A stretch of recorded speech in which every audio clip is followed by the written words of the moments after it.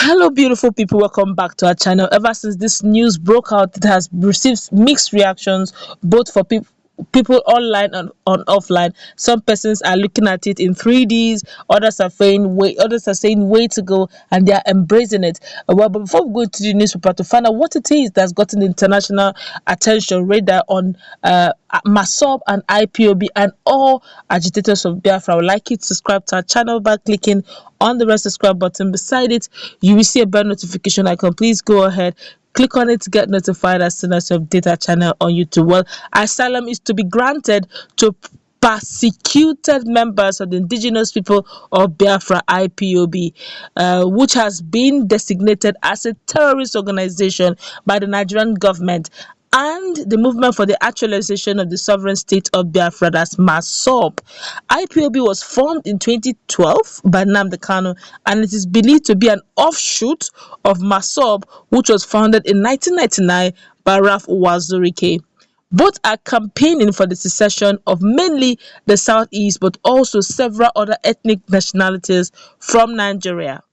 In the just released country policy and information, note Nigeria, Biafra secessionist groups was seen by the cable, the UKVI, which is the acronym for the UK Visas and Immigration, that's UK. A division of the Home Office directed its decision makers to consider if a person who actively and openly supports IPOB is likely to be at risk of arrest and detention and ill treatment, which is likely to amount to persecution. According to the guidelines, the decision makers must also consider if the Nigerian government action are acts of prosecution, not persecution. Those fleeing prosecution or punishment for a criminal offense are not normally refugees. Prosecution may, however, amount to persecution if it involves victimization in its application by the authorities. An example of persecution, the UKVI said, is if it is a vehicle or excuse, or if only certain groups are prosecuted for a particular offense and the consequences of that discrimination are sufficiently severe. Punishment which is cruel, inhuman, degrading, including punishment which is out of all proportion to the offense committed, may also amount to persecution. They are also to consider each case on its facts to determine if the person is likely to be of interest to the Nigerian government and whether this is for the legitimate grounds of prosecution, which is proportionate and non-discriminatory.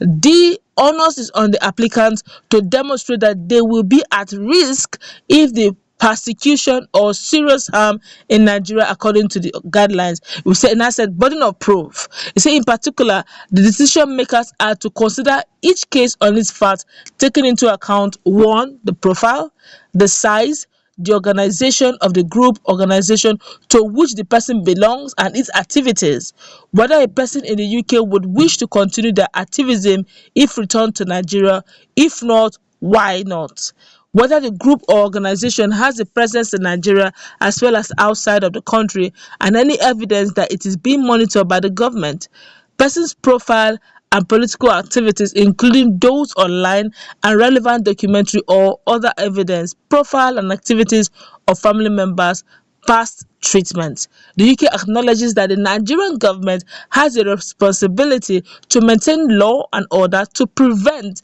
and protect the public against acts of violence.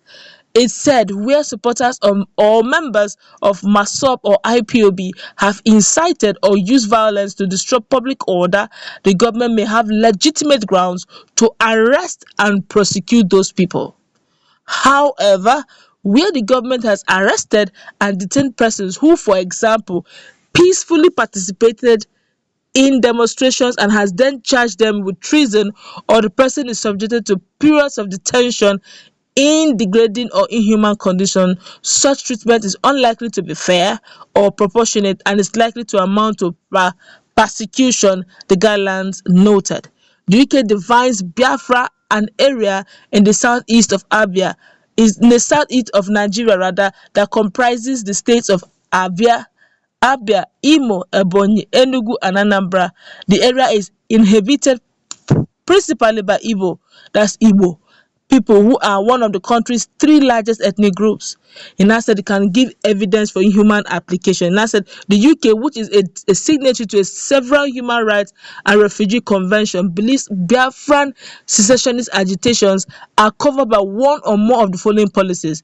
We said, one, a person is reasonably likely to face a real risk of persecution or serious harm. The general humanitarian situation is so severe as to breach Article 15b of European Council Directive 2004/83/EC, the Qualification Directive, Article 3 of the European Convention on Human Rights as transposed in paragraph 339C and 339CA subsection 3 of the immigration rules. The security situation presents real risk to a civilian life or person such that it would breach Article 15 subsection C of the Qualification Directive as transposed in paragraph 339C and 339CA subsection 4 of the immigration rules. A person is able to obtain protection from the state or quasi-state bodies. A person is reasonably able to relocate within a country or territory. A claim is likely to justify granting asylum, humanitarian protection, or other form of leave. And if a claim is refused, it is likely or unlikely to be certifiable as clearly unfounded under Section 94 of the Nationality, Immigration and Asylum Act 2002. However, decision makers are directly to still consider all claims on an individual basis, taking into account each case-specific facts.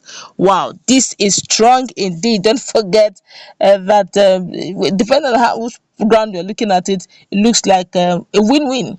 A lot of persons have been calling out the United Kingdom that for a while the Nigerians ought to be, the agitators are saying the UK should look into the issue of Nigeria being together, and they should separate a lot of ethnic groups so that they can form their own nation.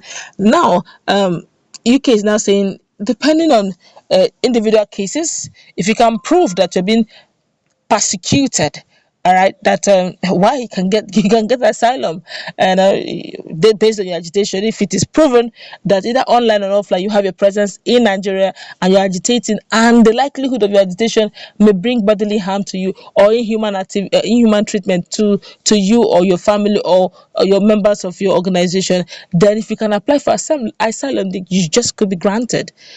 I'm seeing a lot of that's way to go on the internet, but a lot of persons are saying, how sure are you that this is not real? Well, this is coming from United Kingdom. I'm sure they are not joking, and judging by the things, a series of information that's been going on online. Don't also forget that they say if there's an act of terrorism on the part of the individual by going against the state, okay, going against the state and doing all bodily harm against the state and the state property, then that will not be persecution again, but to become prosecution, which means that the person is not liable to get asylum. You can't be seen as a refugee.